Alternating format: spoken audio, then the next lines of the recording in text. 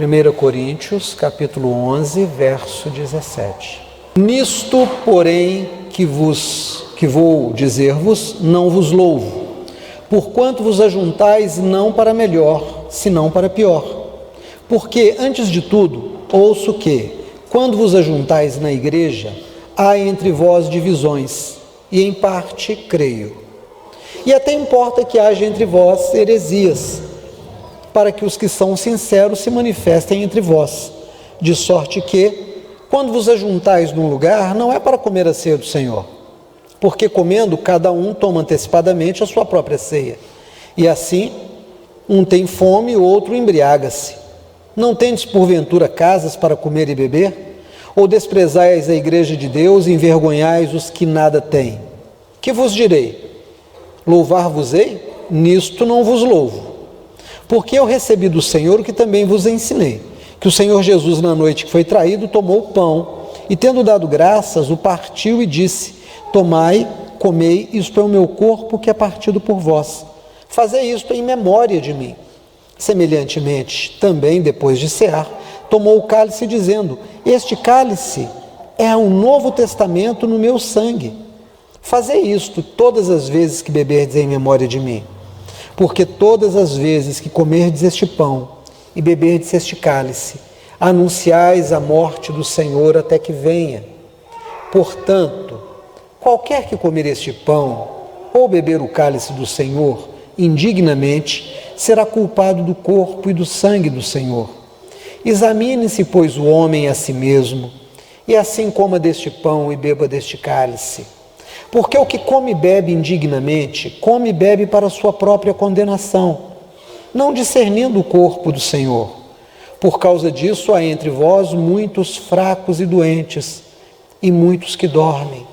Porque se nós nos julgássemos a nós mesmos, não seríamos julgados.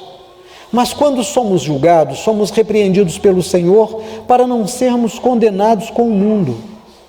Portanto, meus amados, quando vos ajuntais para comer, esperai uns pelos outros. Mas, se algum tiver fome, coma em casa, para que vos não os ajunteis para condenação. Quanto às demais coisas, vou ordená-las quando for ter convosco. Amém? Amém. Irmãos, esse é um texto clássico, é um texto que parte dele quase sempre é lido na ceia do Senhor. Mesmo que a gente tenha pregado num dia de ceia sobre um outro tema, sobre um outro texto, no momento da ceia, parte desse aqui é lembrado, seja lido, seja recitado. Porque o que recebi do Senhor, também vos entreguei na noite que o Senhor Jesus foi traído, tomou o pão, partiu, deu aos seus discípulos, dizendo: tomai e comer dele, todos vós, esse é o meu corpo.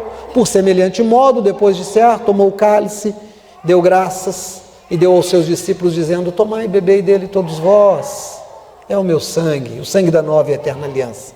A gente repete isso, a gente talvez não entenda o contexto. Hoje a gente leu aqui que o nosso irmão Paulo, ele diz aos Coríntios, na primeira carta: recebi notícias da igreja de vocês.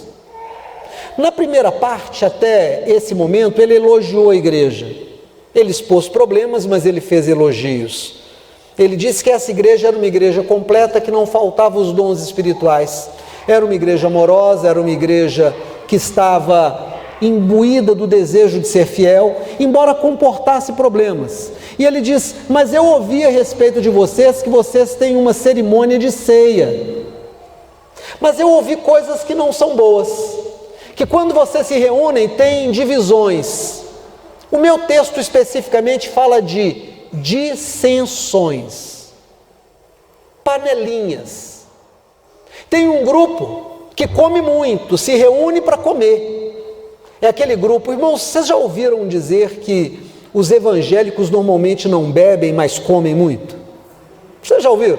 E a gente fala, e alguns até sorriem, porque é uma brincadeira, é uma coisa jocosa que a gente fala: crente não bebe, mas em compensação que come. O Paulo está dizendo: quando você se reúne, alguns estão se reunindo para comer. Vocês estão fazendo banquetes, não esperam pelos outros, são grupos fechados. mais ou menos parecidos, homogêneos, pequenos grupos, grupos de empresários, grupos dos mais ricos, grupos dos militares convertidos, grupos daqueles que de alguma forma se identificam uns com os outros dentro de uma grande igreja e fazem panelinha. Outros estão se reunindo para beber, para se embriagar, prova que eles não faziam ceia com um mero suco de uva, mas era com vinho mesmo, porque o Paulo diz, um grupo está enchendo a cara, está entornando todas. E o Paulo diz, isso não está bom, nisso eu não vou louvar vocês. Vocês não estão entendendo o propósito da ceia do Senhor. Não é um momento de uma festa comum, não é um momento de simplesmente matar a fome, não é um momento de se embriagar. E ele diz, olha, isso é heresia, isso é não entender a cerimônia de ceia. E é até interessante que aconteça isso na igreja, para que se manifeste quem é quem é espiritual e quem é carnal, quem é interessado e quem é desinteressado, quem é comprometido e quem é descomprometido. Porque observando de longe, pelo que eu ouvi dizer, eu já consigo ver que essa é uma igreja dividida. Sabe, irmãos, algumas pessoas gostam muito de igrejas pequenas, eu ouço isso constantemente, a igreja pequena é tão bom, né? Todo mundo conhece todo mundo é uma grande família. Olha, irmãos, isso tem um lado bom e tem um lado ruim. Família não significa que ela está sempre em harmonia. Na família tem briga, na família tem temperamentos difíceis, na família tem injustiça, na família muitas vezes tem crueldade. Às vezes a gente diz para um familiar alguma coisa que não diria para um de fora. Às vezes a gente vomita verdades no irmão, na irmã, no pai, na mãe, no filho, no tio, no avô, que a gente não teria coragem de dizer para um estranho na mesma condição, se a gente soubesse alguma coisa dele. A gente não tem papas na língua. E o Paulo está dizendo assim, vocês estão dizendo que a igreja é uma família, mas estão se tratando muito mal, estão esquecendo que a igreja não é uma família. E é interessante porque tem alguns corinhos que falam sobre isso, né? Nós somos a família de Deus, nós somos uma família. Como é bom estar em família? Não, a igreja não é família. Absolutamente não é. Igreja é corpo místico. Jesus é o cabeça e cada um de nós é um órgão, é uma parte de um órgão, é um pedacinho que tem uma função, uma responsabilidade. E que tem que cumprir bem a sua função e a sua responsabilidade. Quando a gente perde esse foco, a gente adoece. Você já ouviu falar de pessoas cujos rins pararam de funcionar? Qual é o papel dos rins? O papel dos rins é filtrar o sangue. O sangue passa pelos rins, os rins retiram as toxinas, jogam aquilo na urina e a urina é excretada, é jogada fora, e o sangue, a partir dos rins, vai fluir limpo. Algumas pessoas têm alguns problemas de rins, os rins param de funcionar, e essas pessoas precisam fazer hemodiálise. Elas vão para centros especializados, se ligam a algumas máquinas gigantescas, 3 ou 4 vezes na semana, durante 3, 4, 5 horas em cada sessão, e ali vão purificar o seu sangue na máquina. Quando você não cumpre a sua função, o corpo de Cristo adoece. Quando você deixa de entender o corpo, quando você deixa de entender que você foi arregimentado, você foi trazido à igreja não para ser servido, isso também, mas principalmente para servir, que você tem uma função que Deus espera que você cumpra, que você não é massa de manobra, que você não é número para fazer a eleição acontecer, mas que você é chamado a ter uma fé inteligente e entender que nós estamos lutando neste mundo para implantar o reino do Messias. Implantar o reino do Messias não é implantar uma religião dominadora. É interessante porque a gente pensa que o reino do Messias é um reino religioso. Não é.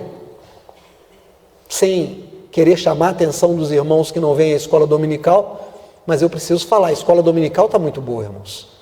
Hoje nós estudamos 2 versículos do Salmo 45, o 6 e o 7, com ressonância direta com a mesma citação em Hebreus capítulo 1, verso 8 e verso 9, falando do reino do Messias como um reino de justiça. O teu reino, ó Deus, é reino eterno porque é reino de justiça. Tu se agrada da verdade, do direito e da equidade.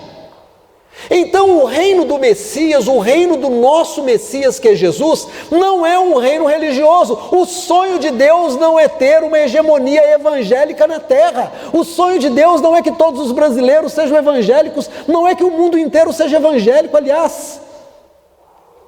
Se para ser um reino do Messias, se tivermos que ser um reino evangélico, como a gente vê a igreja evangélica hoje, o diabo não vai precisar fazer trabalho nenhum, nós vamos dar conta de fazer por ele.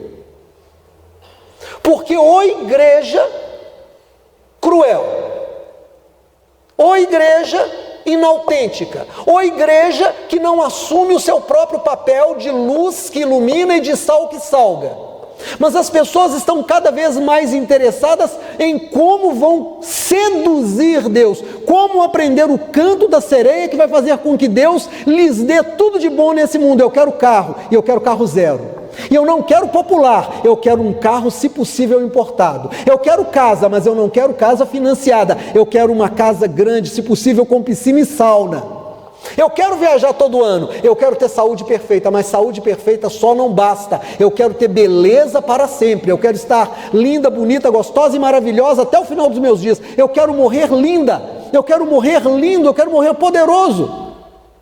E a gente começa a desenvolver meios de convencer Deus a nos dar todas essas coisas. E aí a igreja passa a ser um meio.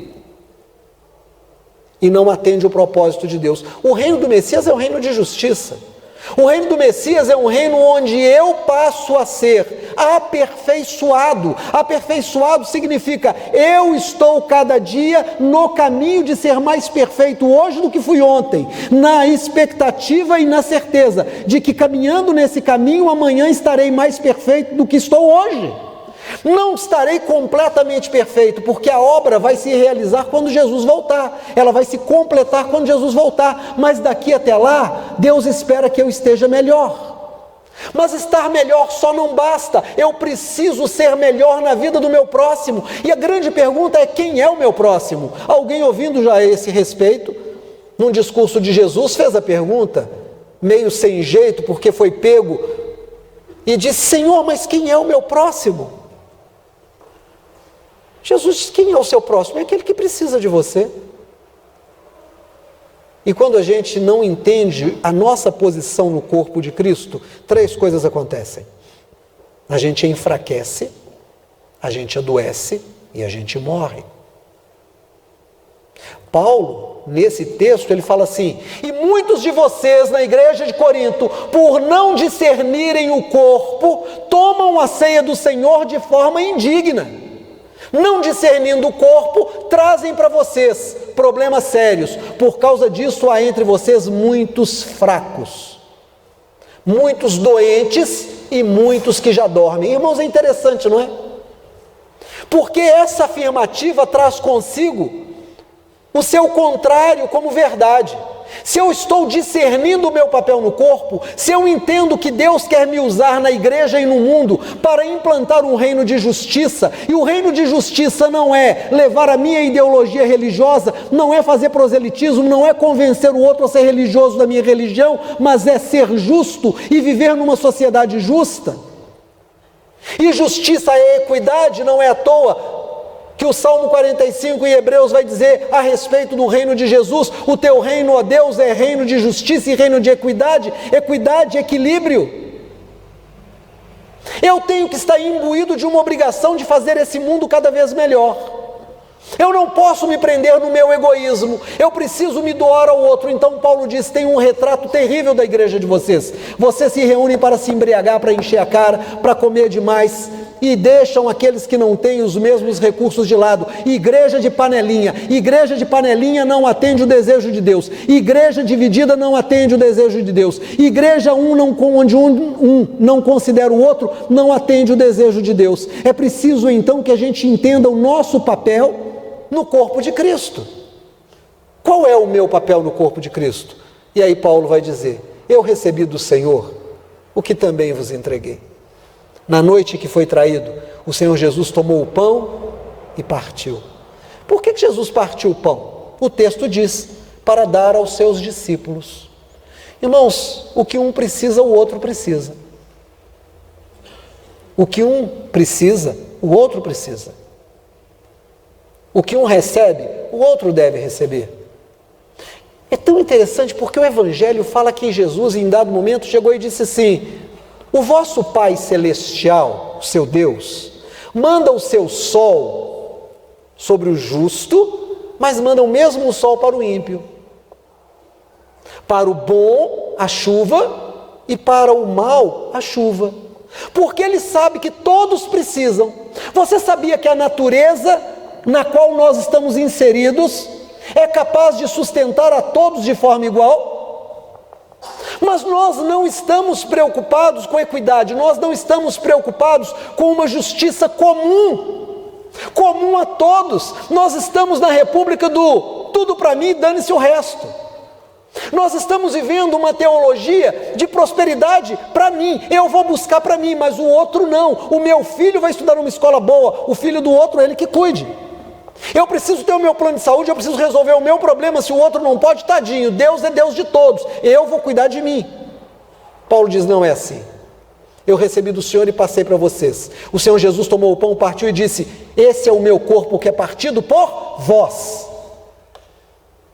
Por que na ceia aqui nós criamos o hábito de pedir aos irmãos que tragam uma doação e deixar ali?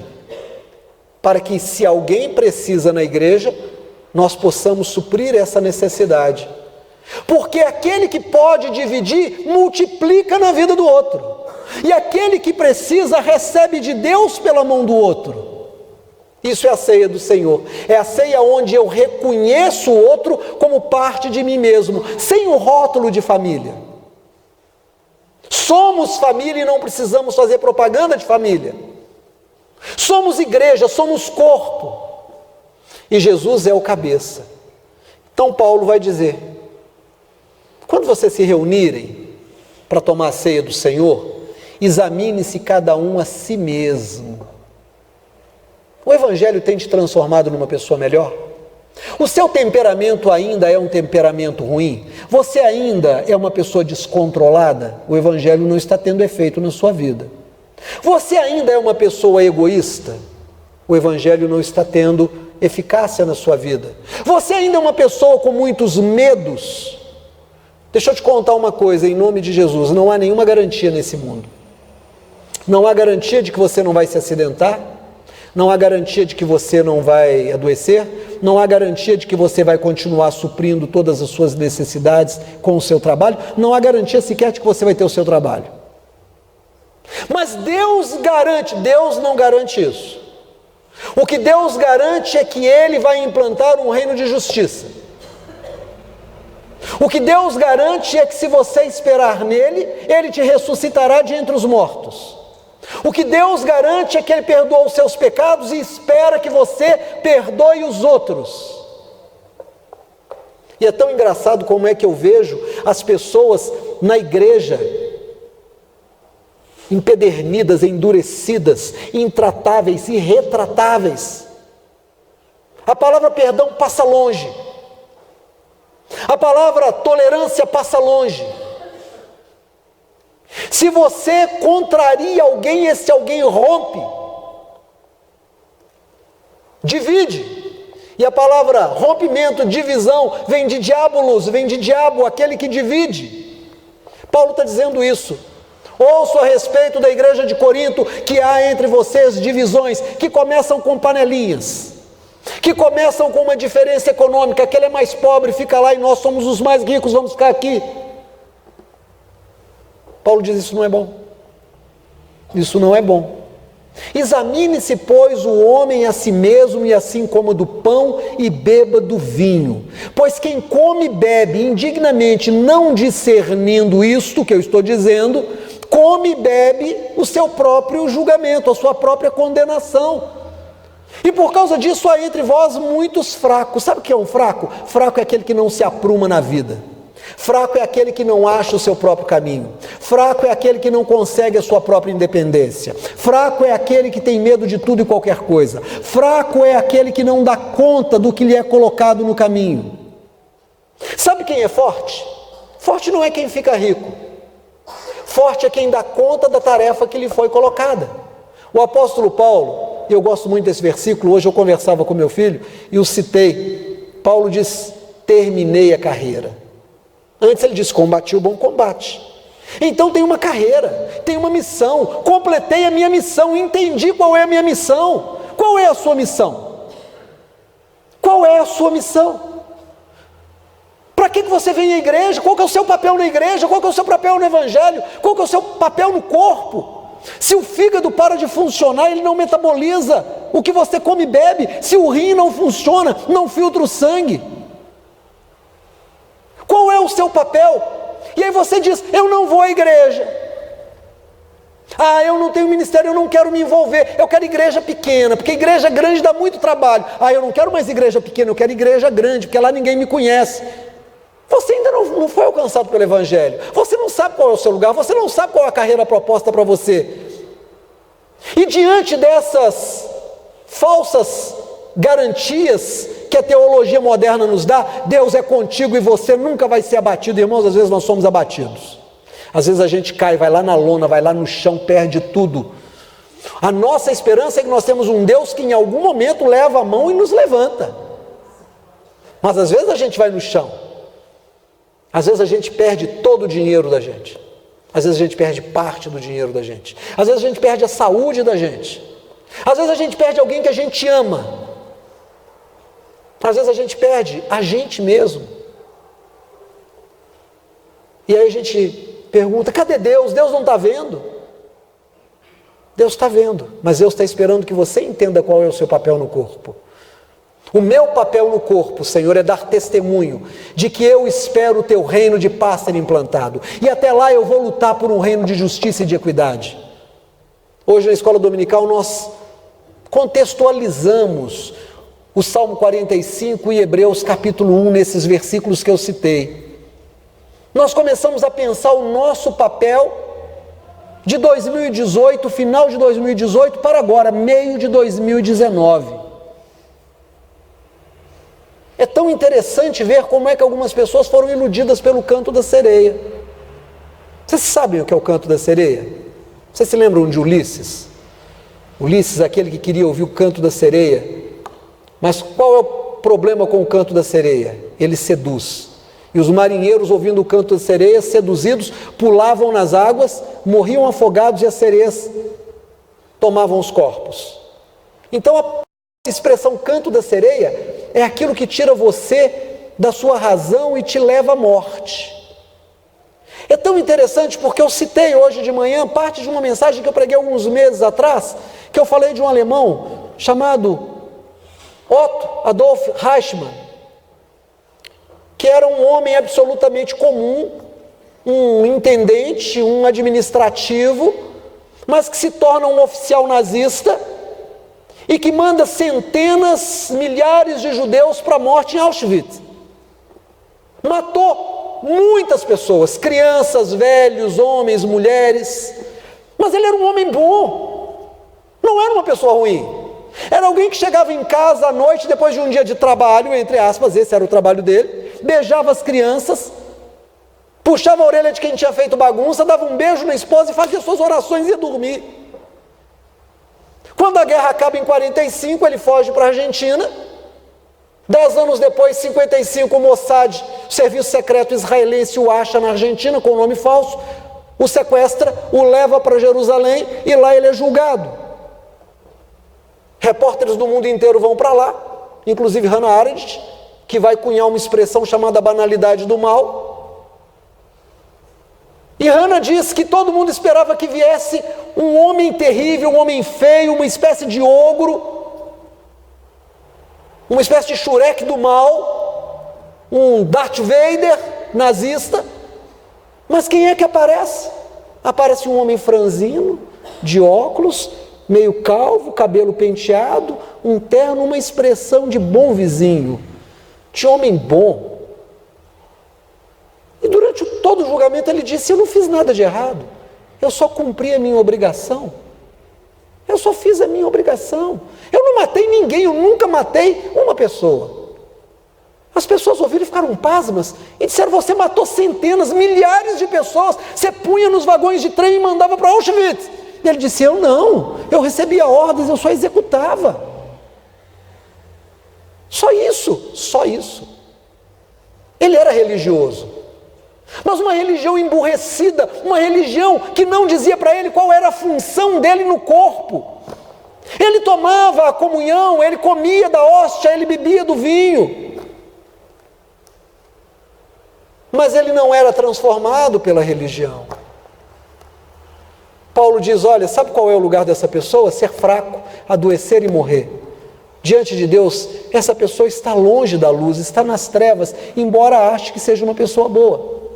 Irmãos, qual é a sua função na igreja? Você vem à igreja para quê? Você vem à igreja para se tornar perfeito como perfeito é o Filho de Deus. Sede perfeito como perfeito é o vosso Pai. Não significa que você tem que ser de uma vez perfeito. Irmãos, aquele homem não sabia o que significa ser um cristão. Ser um cristão não significa transformar quem não pensa como eu do ponto de vista religioso num membro da minha religião, mas em fazer justiça na terra. Tem um outro verso bíblico que eu gosto muito, que diz que Deus é um Deus de justiça e que se agrada de fazer justiça na terra. Nesse primeiro semestre, nós estamos tendo a prova de que, não sendo bons cristãos e votando erradamente, nós construímos um país pior. Talvez alguém vai dizer: mas eu tenho todo o direito. Você não tem direito nenhum, além do direito de pensar segundo as Escrituras. Estamos vivendo alguma coisa ruim e vai ficar pior, porque a culpa é nossa. A culpa é nossa. O Senhor espera que nós pensemos justiça. Eu acho tão interessante, eu quero te chamar a atenção, por favor, em nome de Jesus. Jesus disse: lembrai dos presos como se presos estivessem com eles. E eu falei tanto sobre isso. Como é que alguém que é crente vai dizer bandido bom é bandido morto? Como é que alguém que é de Cristo, no meio de uma caminhada, de uma passeata, de um movimento para Jesus, faz sinal de arma? Como é que alguém que é crente defende esse tipo de coisa? A pessoa é convencida, mas não é convertida. Porque o convertido faz o que Jesus fez. O teu reino, ó Deus, é reino de justiça. Pastor, mas justiça, se ele matou, que ele morra. Não, não é. É que ele tenha um julgamento justo e seja tratado de forma justa. Como posso aceitar que alguém que ganha 34 mil reais, que teve 2 mandatos parlamentares, vote para uma população inteira uma reforma previdenciária, fazendo com que alguém ganhe 600 reais por mês? Como eu posso aceitar como justiça que se tire da Previdência a obrigação de continuar pagando aposentadoria aos filhos doentes de alguém que morreu? Essa pessoa não vai mais receber, um autista, um deficiente mental, não vai ter mais a aposentadoria do pai, da mãe que morreu, mas a filha de um militar ou de um juiz continua recebendo. Como que crente eu não vou pensar sobre isso? Onde está a justiça do meu Cristo? Onde está o Cristo que tem que viver em mim? Onde está Jesus nesse tipo de coisa? E aí alguém vai dizer assim: mas eu só votei, era meu direito. Você devia ter pensado, deve pensar e deve ter uma posição de justiça na terra. Você é chamado para ser luz, você é chamado para ser sal. Ah, pastor, mas eu não entendo assim. Reichmann também não. Ele só fez o que tinha que fazer e mandou para Auschwitz, para o campo de concentração, para a morte, centenas de milhares de pessoas. Quando a gente não entende o nosso lugar no corpo, quando a gente não entende que nós somos chamados a pensar, nós nos tornamos exatamente o anticristo na igreja, o anticristo na terra, o anticristo que canta hino, que carrega a Bíblia, que senta e bate palma, que dança no altar, mas que não se preocupa em implantar um reino de justiça, de equidade e de verdade na terra. Sabe, irmãos, eu fico pensando no dia que Jesus voltar. Tem um texto profético no Velho Testamento que diz: ai de vós que desejais o dia do Senhor. O dia do Senhor não será um dia de alegria. Será como aquele homem que entra em casa e vai acender a luz e é picado por uma cobra. Tem muita gente achando que vai sentar à mesa com Abraão, Isaque e Jacó. E Jesus disse: vão ficar lá fora, onde haverá choro e ranger de dentes. E vou dizer para essas pessoas: nunca vos conheci. Por que o Senhor nunca nos conheceu? Estivemos na sua igreja, fomos dizimistas, fizemos tudo que o Senhor mandou, cantamos, tocamos. E Ele vai dizer: nunca vos conheci. Vocês não me visitaram quando eu estava preso, pediram a minha morte. Vocês não ligaram para mim quando eu estava doente. Vocês só me pediram para dar para vocês mais dinheiro. Estive nu e não me vestistes. Estive acamado e não me fostes ver. Tive sede e não me destes de beber. Estive preso, não estivestes lá comigo. Qual é a religião de vocês? Irmãos, Jesus não quer transformar o mundo inteiro num mundo evangélico. Esqueçam isso. Jesus quer transformar o mundo num mundo de justiça, num mundo onde ninguém tenha fome, num mundo onde ninguém esteja predestinado ao fracasso porque simplesmente nasceu pobre. Talvez alguém vai dizer para mim assim: pastor, mas eu conheço alguém que nasceu na favela, que estudou, que venceu, que tem 2, 3 títulos e está muito bem. É verdade. Para esse que você conhece, tem 1 milhão que não conseguiu. Porque é muito mais difícil para quem nasceu pobre. É muito mais difícil para quem nasceu preto.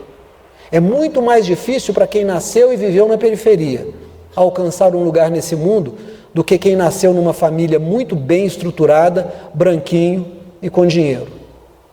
Nós estamos vendo grandes empresas fechando todos os dias e empresários que fizeram a história econômica desse país falindo. Nós estamos vendo lojas fechando, nós estamos vendo gente passar fome, nós estamos tendo números como 65 mil homicídios por ano e 61 mil estupros todo ano, e nós não estamos falando nada. E nós vamos tomar a ceia do Senhor indignamente, sem entender o nosso lugar no corpo. Que o Senhor tenha misericórdia, que a nossa voz possa se levantar como a voz de Jesus se levantou. Jesus se levantou e denunciou a injustiça, ainda que ele tenha pago um preço de cruz. Mas depois da sua ressurreição, Deus deu a ele um nome que está acima de todo nome, e ao nome dele todo joelho vai se dobrar. Antes de você apenas repetir verdades que estão te dizendo, antes de você dar lugar às suas paixões de raiva, de ódio, pense que você entregou sua vida a Jesus e morreu com Ele, para viver uma vida nova com Jesus. Você é a luz e o sal que Jesus jogou na terra. Ele espera que você salgue e que você ilumine. Se você não tiver nada a dizer nesse país, nesse mundo, não tiver nada a fazer de bom nessa terra, você ocupou o espaço de Deus inutilmente. Ocupou o tempo de Deus sem proveito nenhum. E a quem muito é dado, também muito será cobrado. Que o Senhor possa te dar entendimento dessa mensagem, em nome de Jesus. Amém? Fique de pé.